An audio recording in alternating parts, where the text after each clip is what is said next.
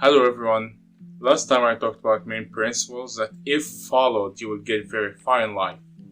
Today I'm going to carry on what I left off last time. I am Mustafa Abdelatif, your friend on the net. Hello and welcome again in another video on my channel, Your Friend on the Net. I am Mustafa Abdelatif. I make coaching videos and I created this channel so we can all grow together and become better versions of ourselves. So hit the like and hit the subscribe button if you're not, and let's get into today's topic. I'm going to start today's video with a principle that is deeply connected to the last principle I talked about in the last video. It's about happiness. Happiness should not be by any means the main drive behind your actions. You'll notice what I said in the last video about love, that you need to be cautious with your investment in a relationship. You will notice that the exaggeration of the importance of love is mainly associated with the excessive pursuit of happiness.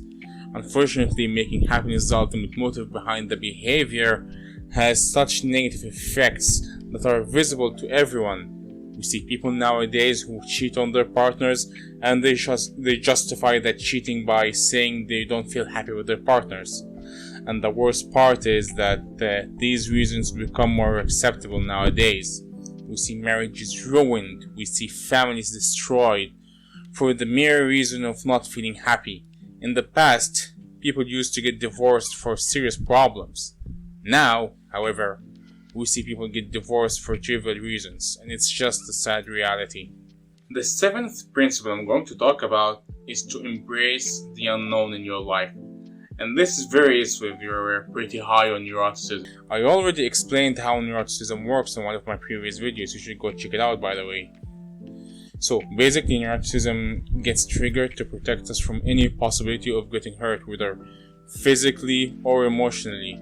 So basically, by embracing that discomfort caused by that unknown and familiarizing yourself with it, you will reach horizons you never thought of reaching before.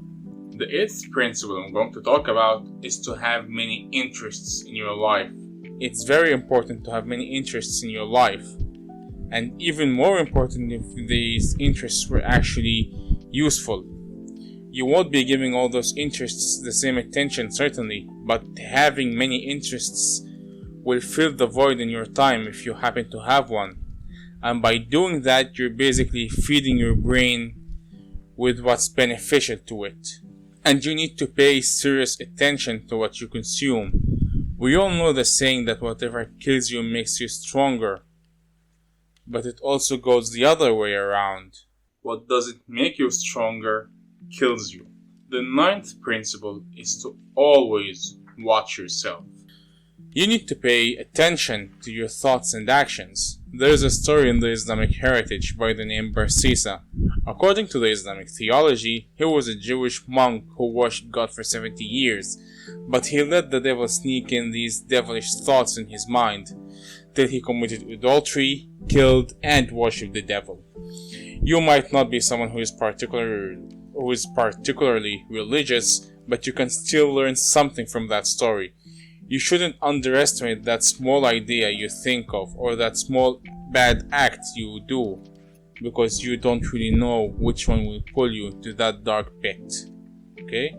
The last principle with which I'm going to wrap up this video is to always stay committed to your values.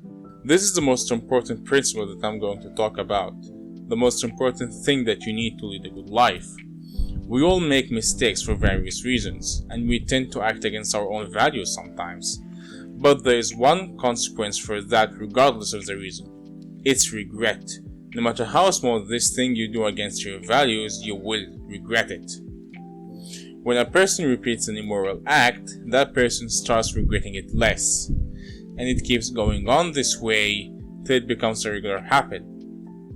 And that is when the problem comes. Because the person actually starts believing that he's a bad person. And by doing that, he doesn't necessarily tell himself he's bad, but he basically gets used to doing that immoral act. And he even tries to normalize it in its surroundings.